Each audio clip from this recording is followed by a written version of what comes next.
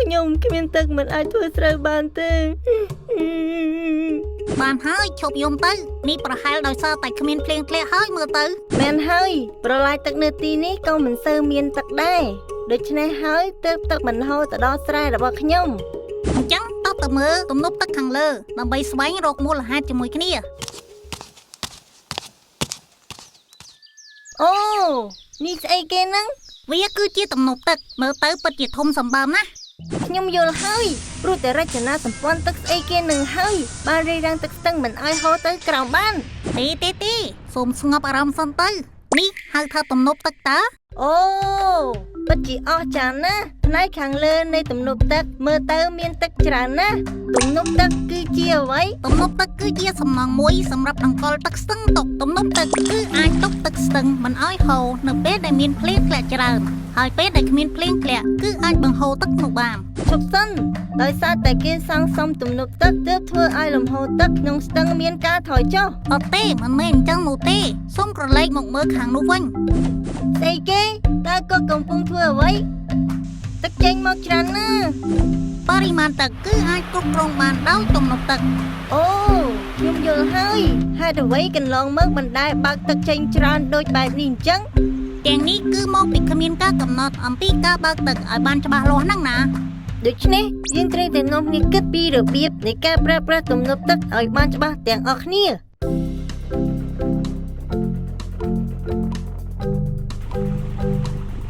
យេ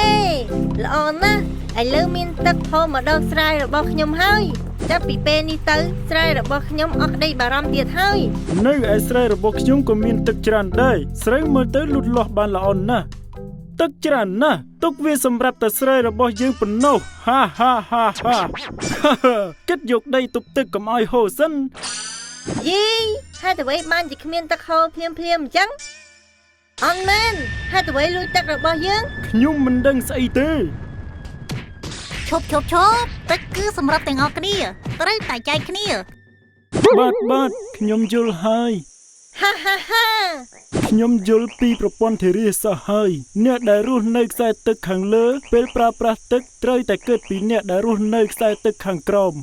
ដើម្បីឲ្យទឹកហូរត្រូវតែស្ដារនិងសម្អាតប្រឡាយទឹកឲ្យបានស្អាតដូចដែលបានរៀបរាប់កន្លងមកអង្គការដែលបានគិតពីរបៀបប្រើប្រាស់និងការគ្រប់គ្រងទឹកព្រមទាំងកន្លែងស្ដារនិងសម្អាតគឺសហគមន៍កសិករប្រើប្រាស់ទឹកជាអក្សរកាត់ដែលហៅកាត់ថាសកបតឈប់សិនការប្រើប្រាស់ទឹកមិនមែនសម្រាប់តែកសិកម្មមួយមុខតែប៉ុណ្ណោះនោះទេមែនហើយយើងត្រូវកាត់ទឹកសម្រាប់ប្រើប្រាស់ក្នុងជីវភាពប្រចាំថ្ងៃដូចជាធ្វើម្ហូបបោកខោអាវហូបចុកដាក់និងឡាក់តាមបណ្ដារោងចក្រមួយចំនួនធំត្រូវការទឹកដើម្បីធ្វើប្រតិបត្តិការផងដែរសូមគិតដល់បរិស្ថានត្រីត្រូវការទឹកច្រើនណាស់ដើម្បីរស់ហើយបើគ្មានទឹកក៏គ្មានត្រីសម្រាប់នេសាទផងដែរតាមការពិតទៅទឹកពិតជាមានសក្តានុពលយ៉ាងខ្លាំងចរន្តទឹកហូរអាចបង្កើតកម្លាំងថាមពលបានអូយឆ្លូប្រកែកគ្នាទៀតហើយលោកអើយប្រសិនបើមានទឹកកាន់តែច្រើននោះវាពិតជាប្រសើរណាស់តើទឹកទាំងនោះវាហូរមកពីទីណាខ្ញុំដឹងទឹកហូរមកពីទំនប់ទឹកច្បាស់ជាហូរមកពីភ្នំព្រោះតែមានភ្នំមួយនៅម្ខាងទៀតនៃទំនប់នោះ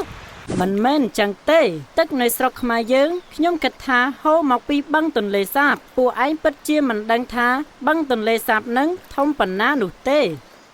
តើអ្នកនិយាយស្អីគេហ្នឹងទឹកវាច្បាស់ជាបានមកពីសមុទ្រដ៏ធំនោះហើយតើធ្លាប់បានទៅលេងខេត្តព្រះសីហនុអត់ហ្នឹងទឹកគឺបានមកពីសមុទ្រទេទឹកចេញពីក្រោមដីអ្នកស្គាល់អណ្ដូងទេបើជីកខួងដីទឹកនឹងផុសចេញមកអ្នកទាំងអស់គ្នាពិតជាឆោតណាស់អ្នកទាំងអស់គ្នាពិតជាស្គាល់ទឹកភ្លៀងហើយទឹកភ្លៀងគឺធ្លាក់មកពីលើមេឃអ្នកទាំងអស់គ្នានិយាយនេះពិតជាត្រឹមត្រូវតើត្រឹមត្រូវទាំងអស់មែនទេទឹកភ្លៀងធ្លាក់ចុះពីលើមេឃព្រមទាំងទឹកដែលហូរពីភ្នំហូរចូលទៅក្នុងទន្លេបឹងសមុទ្រនិងជ្រាបចូលក្នុងដីបន្ទាប់មកទឹកទាំងនោះបានរំហួតឡើងទៅលើមេឃហើយក្លាយជាពពកហើយពពកបង្កើតបានជាទឹកភ្លៀងទឹកគឺមានវិវត្តទៅវិញទៅមកអញ្ចឹងណែនិយាយអញ្ចឹងស្រុកខ្មែរយើងមានសម្រាមច្រើនជ្រុះរាយប៉ាយច្រើនណាស់នៅក្នុងទឹកវាពិតជាក្រខ្វក់ខ្លាំងណាស់ព្រះអើយដូច្នេះអ្នកទាំងអស់គ្នាត្រូវតែចេះសម្អាតទឹកឲ្យបានស្អាតតោះអញ្ចឹងពីពេលនេះទៅយើងរួមគ្នាចាប់ផ្ដើមគិតពីរបៀបសម្អាតទឹករបៀបប្រើប្រាស់ទឹកនិងរបៀបបែងចែកទាំងអស់គ្នា ក្រុមអ្នកប្រើប្រាស់ទឹកបានជួបនិយាយនិងពិភាក្សាគ្នាពីរចនាសម្ព័ន្ធនៃការគ្រប់គ្រងទឹកដែលត្រូវបានគេហៅថាគណៈកម្មាធិការគ្រប់គ្រងអាងស្ទឹងជាអក្សរកាត់ហៅថា OBMC តាក់ទងនឹងទឹកសូមទាំងអស់គ្នាកុំឆ្លោះប្រកែកគ្នាសំខាន់ត្រូវតែចេះពិភាក្សាចែករំលែកគ្នាទៅវិញទៅមកទើបល្អ ខ្ញុំសូមឲ្យអ្នកទាំងអស់គ្នាប្រើប្រាស់ទឹកប្រកបដោយការយោគយល់អធ្យាស្រ័យគ្នាល្អទៅវិញទៅមក